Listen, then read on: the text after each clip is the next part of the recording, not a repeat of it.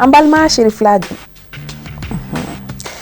Mali gouvernement et Mali frontière fanga ye gouvernement kura sigi ka bɛn kunu alamisa ye février kalo tile 12 san 2026 ka sanga ni jamana ɲɛmayaso olu ka sariya kisɛ min carina an ka jamana jabarani so baka ni ne bi bakuruba kunnafoni wɛrɛ mina fara min kan ko kɔnɔ kuma walawala aw ye sɔɔni aw dangana.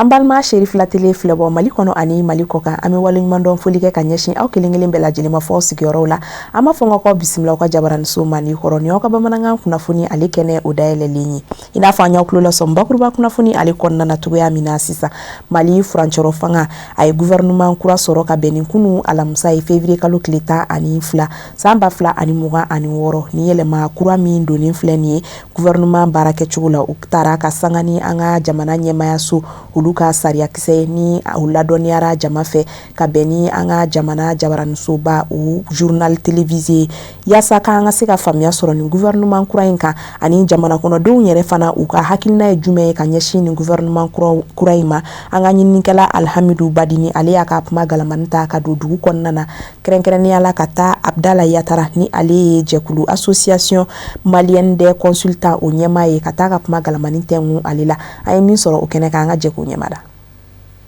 Yɛlɛma min kɛra gouvernement na bɛ se k'a bila hukumu 7 kɔnɔ a hukumu fɔlɔ ye jumɛn o y'a forme ye hukumu filanan ye contexte ye hukumu sabanan ye a fond ye hukumu fɔlɔ kɔnɔna na forme kɔnɔna na an b'a ye k'a fɔ n'i y'a jateminɛ charte de la transition 2 min bɛ membre du gouvernement kɛ mɔgɔ 30 ye o kɔni o respectera y compris le premier ministre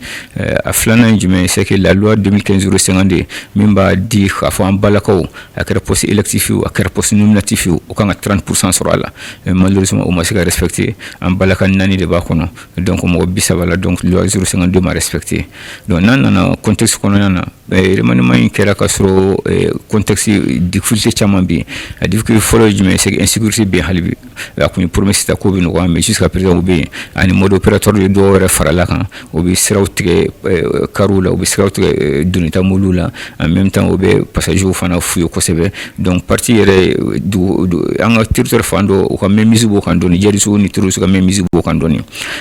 dɔ wɛrɛ ye jumɛn ye c'est que premier ministre natɔla ko ale bɛna mɔgɔ 9000 agents recruter ka se ka sécurité bila axe routier kan mais non seulement olu ma se ka recruter mais insécurité bɛ axe routier kan hali bi an tilala ka jateminɛ o y'a fɔ a ma mɛn ko mɔgɔ bɛ miliyari 300 ni miliyari 54 na ka se ka dɛmɛ don maliyɛn ma maliyɛn miliyɔn 3 3,800,000 personnes voilà ko kɔngɔ ni minɔgɔ b'olu la ka se k'o miliyari 354 sɔrɔ ka se ka olu dɛmɛ donc o gɛlɛya bɛ yen n'i ye gɛlɛya wɛrɛw ta enseignement supérieur hali bi gɛlɛya b'a kɔnɔ olu bɛ grève la bon enseignement fondamental ni secondaire an yɛrɛ y'a ye crise min nana u ka identification in kɔfɛ gɛlɛyaba nana na mɔgɔ caman tun b'a fɛ k'a ka baara yɛrɛ perdu donc contexte caman nana an kun sigilen don min ye plan d'action gouvernemental o ma se ka sɔrɔ bon n'i nana hukumu sabanan kɔnɔna na i b'a ye k'a fɔ premier ministre fangaba de perdu ni remaniement in na a fɔlɔ ye jumɛn c'est que a ka poste stratégique du ministère de l'administration territoriale de la décentralisation a b'o perdu a filanan ye jumɛn c'est que ministère 3 kun b'a ka hukumu kɔnɔna na hali ni mɔgɔ kun b'o fɔ défense ni finance ani réconciliation nationale o bɛ kɛ ministère d'état ye ça veut dire que hali ni o b'a ka mara kɔnɔ théoriquement mais dans la pratique o bɛ président de la république de ka bolo kan sisan nɔ n'i y'a jateminɛ fana ka sɔrɔ hali o ma se mini ni électricité fana kun président se ka bolo kan hali bi olu fana b'a ka bolo kan donc n'i y'a jateminɛ fana affaires étrangères hali ni o ma kɛ ministère d'état ye bɛɛ b'a k'a fɔ affaires étrangères o ye ministre président ka domaine régalien de donc ça veut dire que ni bɛɛ bɛ président de la république bolo ça veut dire que fangaba tɛ premier ministre la tugun donc il a beaucoup perdu ni remaniement in kɔnɔna na donc an bɛ dugawu kɛ dɔrɔn bon kura min filɛ nin ye mɔgɔ minnu nana ala ka mali dahirimɛ d'olu ma ala ka mali nɔgɔyali sira d'olu ma pour que maliyɛnw sunkalo tɔ man jan waati ka gɛlɛn bɛɛ yɛrɛ bolo hali président b'o fɔ ɲɛmɔgɔw b'o fɔ u k'a filɛ u ka fɛɛrɛ sɔrɔ o la dɔɔni yalasa sunkalo tɛmɛ ko ɲuman a bɛ se ka nɔgɔya mɔgɔw ye a musaka bɛ se ka nɔgɔya mɔgɔw ye cogo min na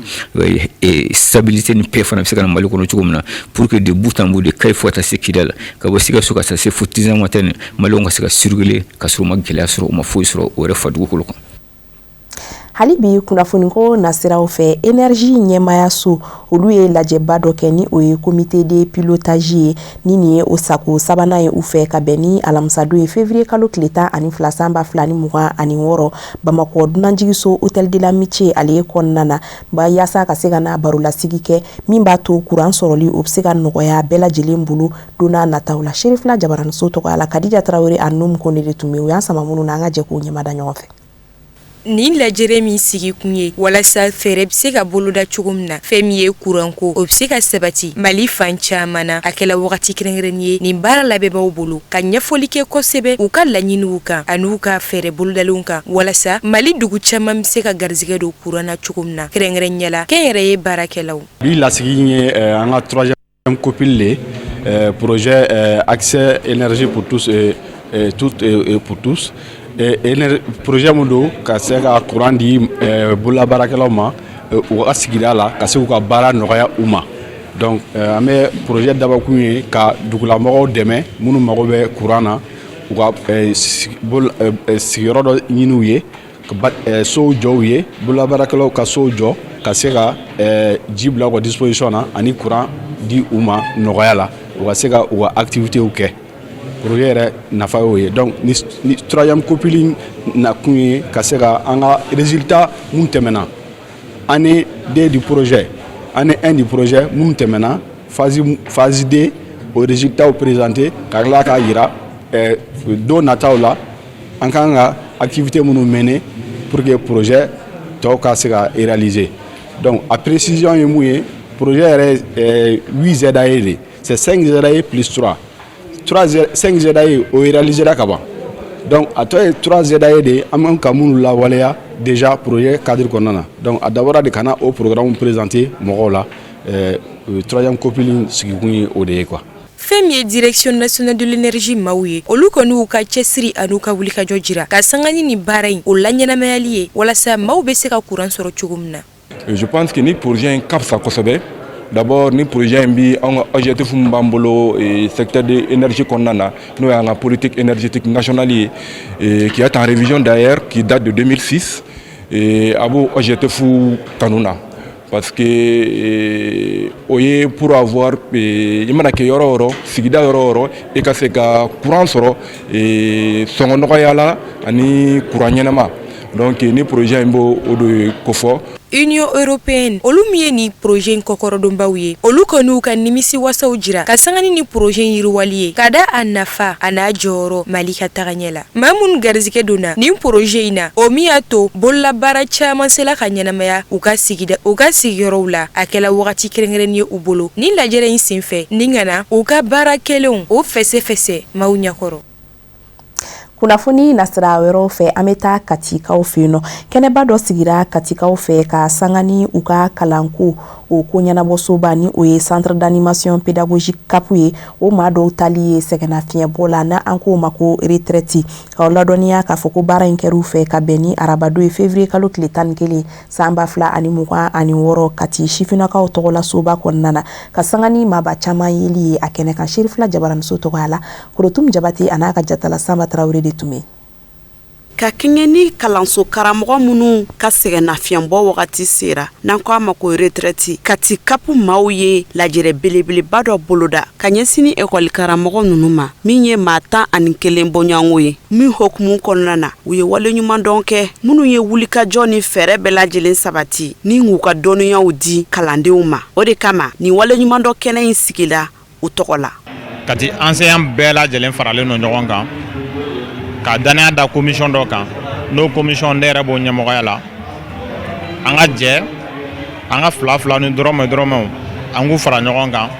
ka ni journée belebeleba in k'a ɲɛnamaya c'est vrai u bɛ taa retraite la mais u sara t'an bolo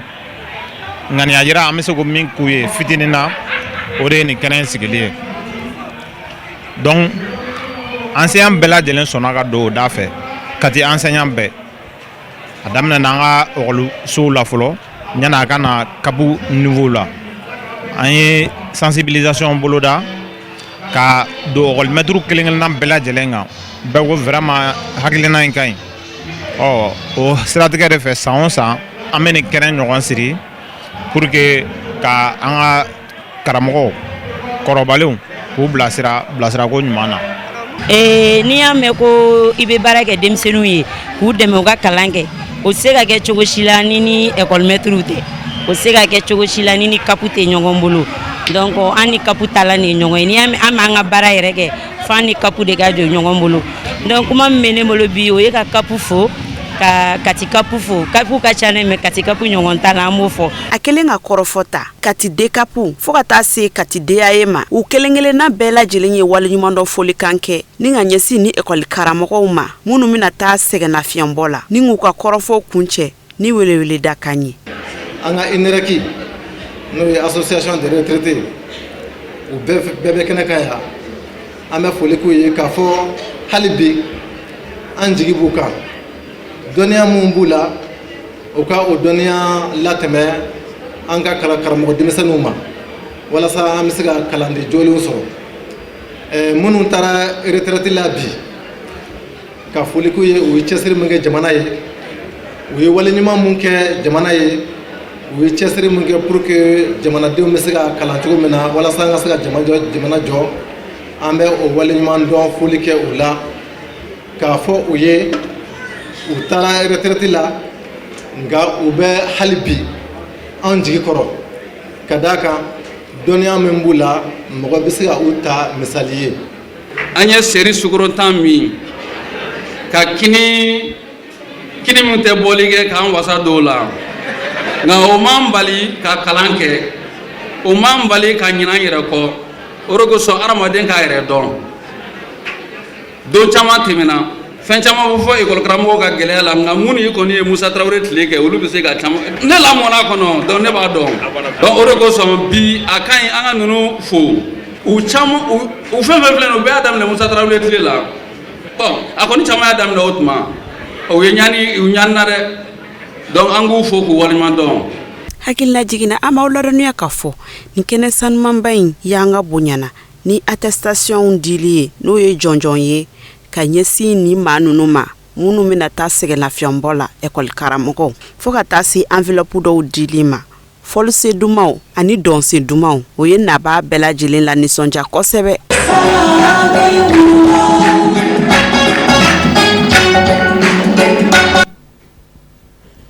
Kunnafoni nasira wɛrɛw fɛ an bɛ taa Bangoni Janginɛ bugu la Safe bugu ani Jalakɔrɔji Ansar tɔndenw farala ɲɔgɔn kan ka na bonyamasegin foliba kɛ Serifula duba kɔnɔna na Bangoni Janginɛ bugu la Bamako sigida fɔlɔ o kɔnɔna de don nin kulu fila in bɛɛ lajɛlen bisimilara alisilamɛya dɛmɛtɔn Ansaru ɲɛjɔyɔrɔ denkɛ de fɛ Aseyid Iba Hayidara Serifula denbaya bɛɛ lajɛlen tɔgɔ la k'aw ladɔnniya k'a fɔ ko nisɔndiya foliw duwawu don olu de kɛra nin kɛnɛ in yɛrɛ a baara la kumabaw ye Serifula Jakanso tɔgɔ la Kafinɛ Bacili ale bɛ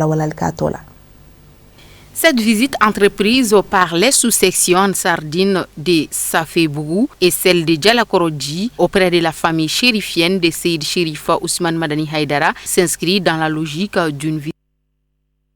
Ka haketo ɲini kɛ aw fɛ kunnafoni nasira wɛrɛw fɛ Mali sirabakan bolilaw ka jɛkulu ani Mali bolila baarakɛlaw ka jɛkulu ni o ye artisan du Mali kura ye olu farala ɲɔgɔn kan ka kɛ kuluba ye ka se ka taa bɔɲi kɛ Madame Doumbouya Seyida Kadijatu Banɛnɛ Haidara la ni ale ye Institut National de Prévoyance Sociale o ambassadrice ye alisilamɛya dɛmɛtɔn Ansaru ɲɛjɔyɔrɔ fana o denmuso o de don lajɛ in yɛrɛ kɛra u fɛ ka bɛn ni alamisa don ye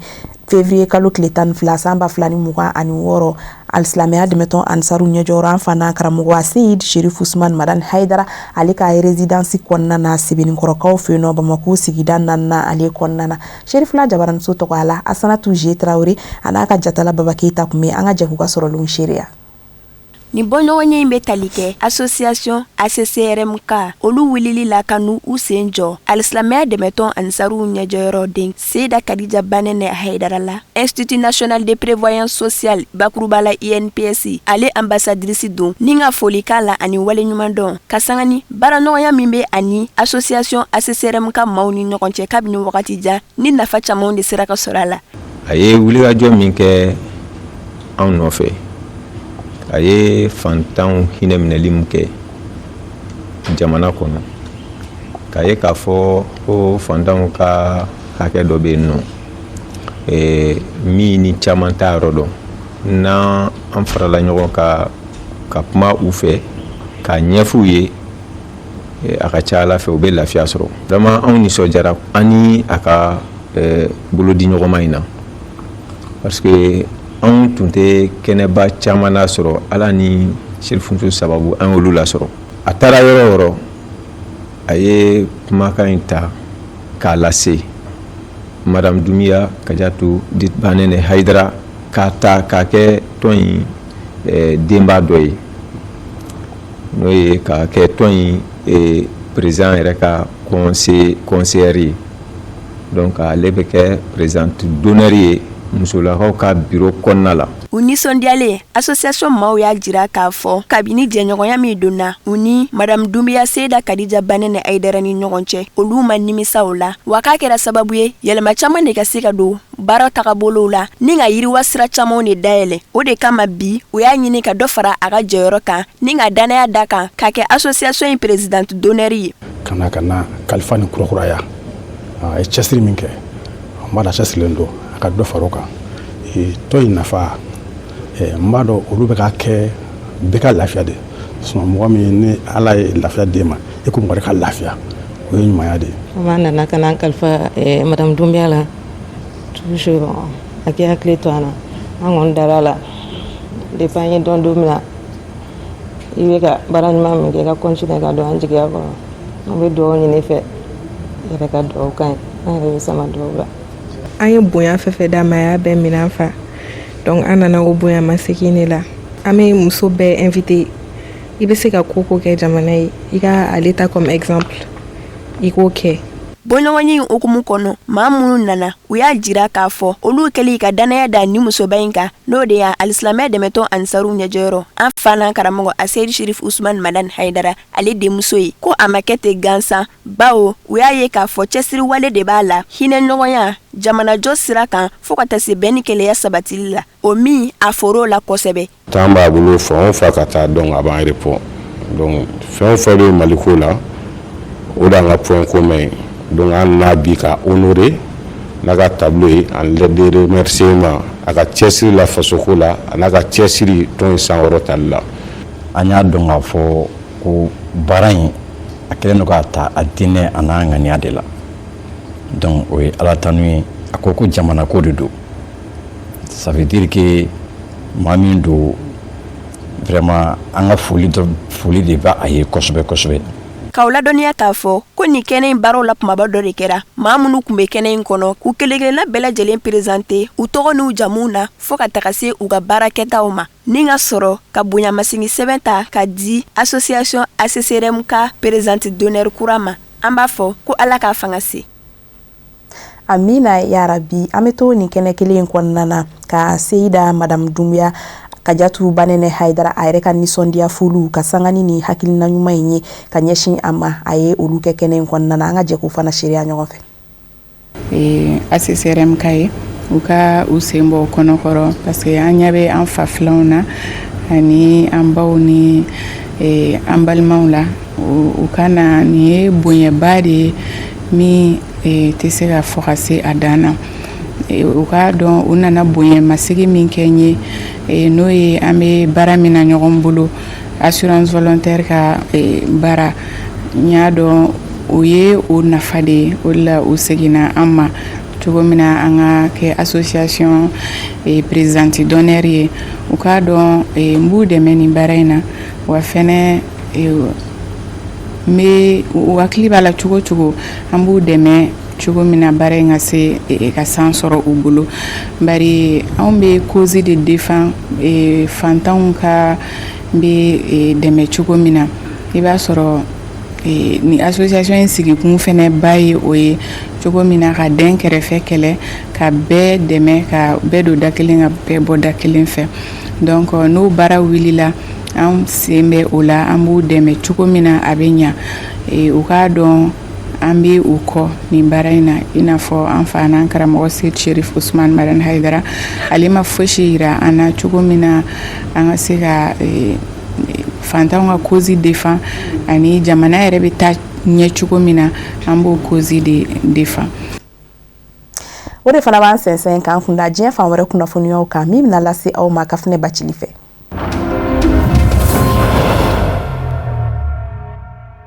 Sud-Afrique jamana ɲɛma Cyril Ramaphosa a ye kunnafoni di ka bɛn alamusadon ma février kalo tile 12 k'a yira k'a fɔ k'a bɛna jamana sɔrasi dɔw fara polisiya kan u ka jɛ ka baara kɛ ɲɔgɔn fɛ ka se ka bandiya ani ningɛlɛn waleya ni karogɛlɛya waleyaw kɛlɛ ka bɔ jamana kɔnɔ. K'aw ladɔnniya k'a fɔ Afrique du Sud jamana kɔnɔna na mɔgɔ hakɛya minnu ni olu bɛ bɔnɛ u niw na fufalaki bandiya ni karogɛlɛya waleya ni ninjuguya y'a sababu ye tile kelen kɔnɔna na o bɛ se ka t'i jɔ maa 40 la. A maafa ninnu caman bi sɔrɔ bandiw ni binganikɛlaw yɛrɛ damaw ni ɲɔgɔn cɛ ɲɛnaminimafɛn jagokɛlaw ka bɔ Afrique du Sud jamana mara dɔw la a dɔ la u bɛ mugujugu yɛrɛ de dayɛlɛn ka ɲɛsin ɲɔgɔn ma dugu jugɔrɔ nafasɔrɔ sira bɔyɔrɔw o yakubayalen bɛ dugu minnu na kɛrɛnkɛrɛnnenya la i n'a fɔ komi Gotham mara la Johannesburg kɛrɛfɛ damandingɛko yakubayalen do yen nɔ sanga ani wagati maa fa bi senna yen nɔ sanuko kiri sababu jamana ɲɛma Cyril Ramaphosa a y'a ɲini jamana polisiya ɲɛmɔgɔ fɛ ani sɔrasiya ɲɛmɔgɔya baw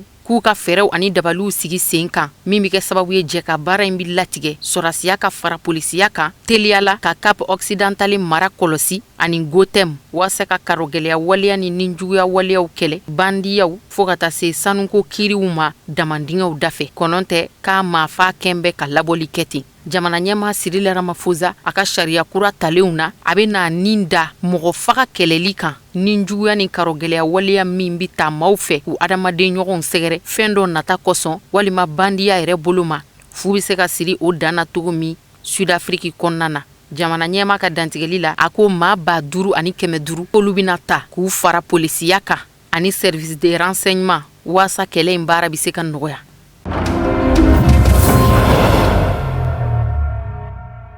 Farafina tɔnba Union africaine ma ɲɛmaw u ye ɲɔgɔn sɔrɔ lajɛrɛba la Conseil de paix et de sécurité de l'Union africaine sigi sen fɛ Farafina tɔnba ɲɛmɔgɔya so y'a jira fɛn min ye Somaliland kɔlɔmurutilen ka yɛrɛta ye ka bɔ Somali jamana kɔnɔ k'u t'a lakodɔn. Somaliland badabada Farafina tɔnba Union africaine kɛlen bɛ k'a lakodɔn Somali jamana fan dɔ ye. Farafina tɔnba Union africaine ka lajɛrɛ sen fɛ u ye welewele kɛ ka ɲɛsin Sudan jamana ma mugujugu kun kan ka se ka bila ba ka se ka dɔn sigi ka fɔ la kɛlɛw ka se ka mada ɲɔgɔn faamuya ka na. Farafina tɔnba Union africaine a ka Conseil de paix et de sécurité lajɛrɛ n'o ye sigi ye min bɛ bɛn ani lakanako kun kan Farafina jamanaw tɔgɔ la a baaraw latigɛra ka bɛn alamusa ma février kalo tile 12 sinsin kɛra Somali jamana ka yɛrɛya kan ani Somali jamana dugukolo bɛɛ lajɛlen bɛ se ka kafolen to ɲɔgɔn kan cogo min o de kama Somali jamana kɔlɔn min murutira k'a bi yɛrɛ ta ka bɔ Somali jamana kɔnɔ ka pan a yɛrɛ kolo la ka kɛ jamana ye. Farafina tɔnba Union africaine ma jɛni Somaliland ka yɛrɛta ye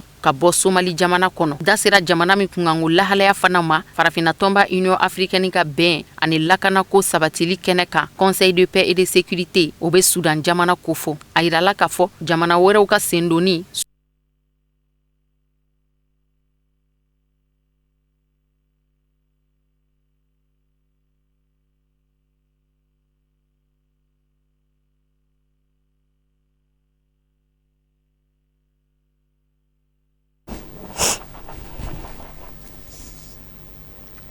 Ni ne fana bɛ dansigi kɛ bi bamanankan kunnafoni sɔrɔlenw na minnu sera ka labɛn kunnafonidiso ɲɛmaayaso fɛ ka bɛn ni nin sanga kofɔlen ye ka se ka o ta k'o da aw tulo kan. An bɛ segin kokura ka aw fo aw ka tulomajɔ a n'aw ka ɲɛmadali la n'Ala ma basi ka na n'a ye diɲɛ kuma wɛrɛw yira an na aw ni anw an bɛ ɲɔgɔn sɔrɔ nin kɛnɛ kelen kan ni waati kelen in na yan'olu cɛ aw k'an bɛn Ala ka su yɛrɛ d'an bɛɛ lajɛlen ma.